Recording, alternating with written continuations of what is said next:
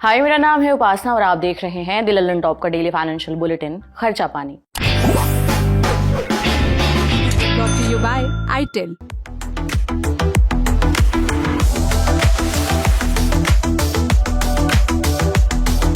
देश का आम बजट कल यानी 1 फरवरी को पेश होगा, लेकिन आम बजट से पहले आज देश का इकोनॉमिक सर्वे यानी आर्थिक सर्वेक्षण संसद में पेश किया गया। यह आर्थिक सर्वे वित्त मंत्री निर्मला सीतारमण ने पेश किया। आज के खर्चा पानी में हम इसी आर्थिक सर्वेक्षण पर विस्तार से चर्चा करेंगे। जानेंगे कि आर्थिक सर्वे 2024-25 की मुख्य बातें क्या हैं, आर्थिक सर्वे होता क्या है, इकोनॉमिक सर्वे यानी आर्थिक सर्वे महत्वपूर्ण क्यों होता है, इस इकोनॉमिक सर्वे में आर्थिक ग्रोथ, महंगाई, रोजगार और नौकरी के घंटों वगैरह को लेकर क्या क्या कहा गया है। अब सबसे पहले जानते हैं कि इकोनॉमिक सर्वे होता क्या है। जैसा कि हम सभी को मालूम है, हर साल 1 फरवरी को देश का आम बजट पेश किया जाता है, लेकिन इससे एक दिन पहले इकोनॉमिक सर्वे पेश होता है। ये इकोनॉमिक सर्वे बजट की तस्वीर को साफ साफ पेश करता है। ये सर्वे बजट का मुख्य आधार होता है और इसमें देश की अर्थव्यवस्था की पूरी तस्वीर सामने आती है। इसके जरिए सरकार देश की अर्थव्यवस्था की ताज़ा हालत के बारे में बताती है और वित्त वर्ष 1950-51 में पहली बार देश का इकोनॉमिक सर्वे पेश किया गया था। तब से लेकर अब तक ये सिलसिला जारी है। इस बार मुख्य आर्थिक सलाहकार वी अनंत नागेश्वरन और उनकी टीम ने यह आर्थिक सर्वे तैयार किया है और वित्त मंत्री निर्मला सीतारमण द्वारा संसद में पेश किया गया है। अब समझते हैं कि इकोनॉमिक सर्वे की 10 खास बातें क्या हैं। इकोनॉमिक सर्वे यानी आर्थिक सर्वे 2025 में अनुमान जताया गया है कि भारत की अर्थव्यवस्था अगले साल 2025-26 में 6.3 से लेकर 6.8% की दर से बढ़ सकती है। इंटरनेशनल मॉनेटरी फंड यानी IMF और सरकार का अनुमान भी करीब करीब इसी के आसपास है। IMF ने भारत की GDP ग्रोथ 6.5% रहने का अनुमान जताया है। वहीं वर्ल्ड बैंक ने फाइनेंशियल ईयर 2025-26 में GDP ग्रोथ 6.7% रहने की बात कही है। पिछले साल 22 जुलाई 2024 में आर्थिक सर्वे में मौजूदा चालू वित्त वर्ष के लिए 6.5% से 7% के बीच GDP ग्रोथ रेट रहने की उम्मीद जताई गई है। इस इकोनॉमिक सर्वे में कहा गया है कि साल 2047 तक भारत को विकसित बनाने के लिए आने वाले सालों में भारत को लगभग 1 या 2 दशक तक 8% की रफ्तार से आर्थिक विकास करना होगा। इकोनॉमिक सर्वे में कहा गया है कि हफ्ते में काम के घंटों पर लगाम लगाना मैन्युफैक्चरर्स को नुकसान पहुंचा रहा है। सरकार ने ये बात ऐसे समय में सामने रखी है जब पूरे देश में काम के घंटों को लेकर भारी बहस छिड़ी हुई है। पहले इन्फोसिस के को फाउंडर नारायण मूर्ति ने कर्मचारियों के लिए लंबे समय तक काम यानी कि 70 घंटे हर हफ्ते काम करने का जो सुझाव दिया था, और उसके बाद हाल ही में L&T के चेयरमैन SN सुब्रमण्यम काम के घंटों को हफ्ते में 90 घंटे तक किए जाने की सिफारिश कर चुके हैं। इस आर्थिक सर्वे में इस बहस को एक नई दिशा दी है, जिससे लग रहा है कि आने वाले कुछ सालों में लंबे समय तक काम करने पर आम सहमति बनाई जा सकती है। सर्वेक्षण का तर्क है कि कर्मचारियों के काम के घंटों की संख्या पर प्रतिबंध भारत की आर्थिक तरक्की के लिए अच्छा नहीं है। इकोनॉमिक सर्वे में कहा गया है कि काम के घंटों को दिन, हफ्ते, तिमाही और साल के हिसाब से एक तय सीमा में बांध देने से कर्मचारियों की पैसा कमाने की क्षमता भी सीमित हो जाती है। आर्थिक सर्वे में सरकार ने रोजगार पर खास फोकस किया है। वित्त मंत्री निर्मला सीतारमण ने आर्थिक सर्वे में बताया कि 2030 तक गैर कृषि क्षेत्र में सालाना औसतन 78.5 लाख नौकरियों के अवसर पैदा होंगे। घरेलू अर्थव्यवस्था का फोकस खास तौर पर सर्विस सेक्टर पर रहता है, लेकिन अन्य क्षेत्रों में रोजगार बढ़ाने की कोशिश होगी। इसमें कहा गया है कि रोजगार के पैटर्न में बदलाव का महिलाओं पर, खासतौर पर ग्रामीण क्षेत्रों में काफी प्रभाव पड़ा है। हालांकि वेतनभोगी रोजगार में महिलाओं का अनुपात कम हुआ है, लेकिन ज्यादा महिलाएं स्वरोजगार में लगी हुई हैं या घरेलू उद्यमों में योगदान दे रही हैं। मुद्रा India, skill India, startup India और स्टैंड अप इंडिया जैसी सरकारी योजनाओं ने उद्यमिता को बढ़ावा देने, स्किल डेवलपमेंट को बढ़ावा देने में महत्वपूर्ण योगदान दिया है। वित्त मंत्री निर्मला सीतारमण ने आर्थिक सर्वे में माना कि महंगाई सरकार और RBI के लिए बड़ी चुनौती बनी हुई है। RBI ने महंगाई को रोकने के लिए ही लंबे समय से ब्याज दरों में कोई बदलाव नहीं किया है। इसे भी अर्थव्यवस्था में सुस्ती की एक अहम वजह बताया जा रहा था। आर्थिक सर्वे की रिपोर्ट के मुताबिक वित्त वर्ष 2024-25 में अप्रैल से सितंबर तक 29.8 अरब डॉलर रुपए में करीबन 2,58,000 करोड़ रुपए प्रत्यक्ष विदेशी निवेश, इंग्लिश में FDI आया था। इसमें से सबसे ज्यादा करीबन 50,000 करोड़ रुपए का FDI सर्विस सेक्टर में आया। इससे जाहिर होता है कि विदेशी निवेशकों को सर्विस सेक्टर में ज्यादा संभावनाएं नजर आ रही हैं और वो इसमें ज्यादा पैसे लगा रहे हैं। शुक्रवार को संसद में पेश किए गए आर्थिक सर्वेक्षण 2024-25 के अनुसार 2025 में सोने की कीमतों में गिरावट आने की उम्मीद है। जबकि चांदी की कीमतों में बढ़ोतरी हो सकती है।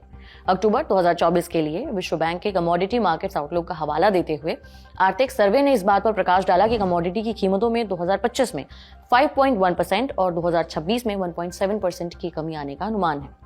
लेकिन प्राकृतिक गैस की कीमतों में बढ़ोतरी और मेटल और कृषि कच्चे माल के लिए स्थिर दृष्टिकोण से ये कम हो गई है। कीमती धातुओं में सोने की कीमतों में कमी आने की उम्मीद है, जबकि चांदी की कीमतों में बढ़ोतरी हो सकती है, जैसा कि हमने थोड़ी देर पहले बताया। आर्थिक सर्वे में कहा गया है कि धातुओं और खनिजों की कीमतों में गिरावट आने की उम्मीद है। सरकार का फोकस इलेक्ट्रिक गाड़ियों के उत्पादन पर काफी ज्यादा है, लेकिन इनका प्रोडक्शन काफी हद तक इंपोर्ट पर ही निर्भर है। इससे देश का व्यापार घाटा लगातार बढ़ रहा है। सरकार मेक इन इंडिया के जरिए ईवी सेक्टर में घरेलू सप्लाई चेन को मजबूत करना चाहती है। इससे भारत लंबी अवधि में इलेक्ट्रिक गाड़ियों के मामले में आत्मनिर्भर हो सकेगा। शुक्रवार को सर्वे में कहा गया कि इलेक्ट्रिक वाहनों पर टैक्स में छूट और रिन्यूएबल एनर्जी पर सब्सिडी लोगों को कम प्रदूषण फैलाने वाली लाइफस्टाइल अपनाने के लिए प्रेरित कर सकती है। आर्थिक सर्वे में भारतीय रेलवे पर भी खास फोकस किया गया है। वित्त मंत्री निर्मला सीतारमण ने बताया कि अप्रैल और नवंबर 2024 के बीच 2031 किलोमीटर रेलवे नेटवर्क चालू किया गया। वहीं अप्रैल और अक्टूबर 2024 के बीच वंदे भारत ट्रेनों के 17 नए पेयर शुरू किए गए। इकोनॉमिक सर्वे के मुताबिक सरकार इंफ्रास्ट्रक्चर को बेहतर करने पर काफी जोर दे रही है। वित्त वर्ष 2020 से लेकर 2024 तक सरकारी खर्च जो है वो करीबन 39% की दर से बढ़ा है। हालांकि लोकसभा चुनाव के चलते वित्त वर्ष 2025 में खर्च में कुछ कमी आई। ये चुनाव के बाद जुलाई से नवंबर 2024 के बीच बढ़ा है, जिससे इंफ्रास्ट्रक्चर सेक्टर को सपोर्ट मिला है। कृषि क्षेत्र की ग्रोथ रेट में सुधार देखने को मिल रहा है। इसकी वजह अनुकूल मौसम और नई तकनीक के साथ सरकारी कोशिश रही। किसानों को पीएम किसान, डिजिटल एग्रीकल्चर और सिंचाई सुधार जैसी सरकारी योजना से किसानों को फायदा मिला। ड्रोन और बेहतर क्वालिटी के बीज की वजह से पैदावार भी बढ़ी है। आर्थिक सर्वे में इस बात पर जोर दिया गया कि किसानों को ऐसी फसलों के उत्पादन से दूर रखा जाना चाहिए जो पानी की बर्बादी को बढ़ावा दे रही हैं। इसमें 5% की स्थिर कृषि विकास दर का लक्ष्य रखने की बात कही गई है। साथ ही देश की अर्थव्यवस्था में जीडीपी का योगदान 20% के आसपास रखने का सुझाव दिया गया है। भारत का कृषि क्षेत्र 2023-24 के लिए सकल घरेलू उत्पाद यानी जीडीपी में करीबन 16% का योगदान देता है। ये तो हो गई आर्थिक सर्वे की कुछ खास बातें। अब हम आपको उन 5 ऐलानों के बारे में बताने जा रहे हैं जिसे लेकर टैक्स पेयर से लेकर महिलाओं और बुजुर्गों तक को बड़ी उम्मीदें हैं। वित्त मंत्री निर्मला सीतारमण अपना 8वां बजट पेश करेंगी। ये मोदी सरकार के तीसरे कार्यकाल का पहला फुल बजट होगा। इस बजट से टैक्स पेयर से लेकर महिलाएं, युवा, बुजुर्ग सभी को, किसानों तक को भी बड़ी उम्मीदें हैं। कई रिपोर्ट्स में कहा गया है कि सरकार इनकी उम्मीदों के मुताबिक कई बड़े ऐलान कर सकती है। इनमें इनकम टैक्स में छूट से लेकर दूसरे तमाम अन्य बड़े ऐलान शामिल हैं। बजट में मिलने वाली पहली राहत की बात करें तो इस बार टैक्स पेयर्स को बड़ी राहत मिलने की संभावना जताई जा रही है। वित्त मंत्री न्यू टैक्स रेजिम के तहत 10 लाख रुपए तक की सालाना कमाई को टैक्स फ्री करने का ऐलान कर सकती हैं। इसके अलावा 15 लाख रुपए से 20 लाख रुपए के बीच की एनुअल इनकम के लिए एक नया 25% का टैक्स स्लैब पेश करने की योजना भी सुनने में आ रही है। इससे अगर ऐसा होता है तो मिडिल क्लास को काफी राहत मिल सकती है, खास तौर पर वो लोग जो 15 से 20 लाख रुपए तक की कमाई कर रहे हैं सालाना। यह भी कयास लगाया जा रहा है कि बजट में सरकार 30% वाला टैक्स रेट 20 लाख से अधिक कमाई करने वाले लोगों पर लागू कर सकती है।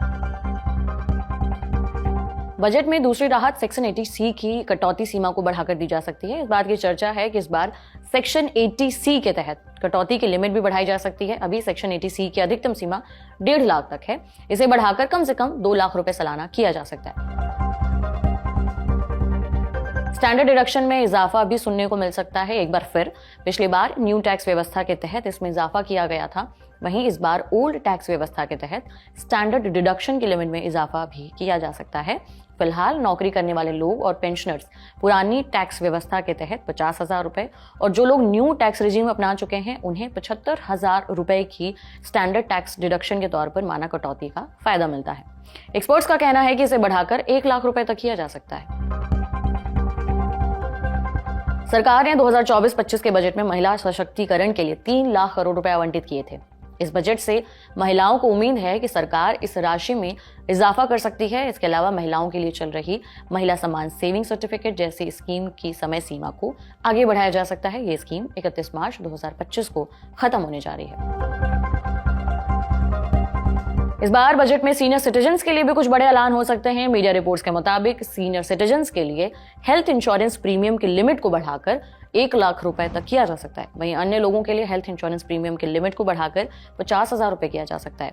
बुजुर्गों को रेलवे में कंसेशन दिए जाने की मांग पर वित्त मंत्री द्वारा घोषणा भी सुनने में आ सकती है। अब एक जरूरी सूचना, 1 फरवरी को आएगा देश का बजट से जुड़े हर जरूरी अपडेट्स पाने के लिए जुड़े हमारे साथ। इस दिन बजट की खास कवरेज के लिए हम शुरू करेंगे सुबह 10 बजे से बजट का लाइव प्रसारण।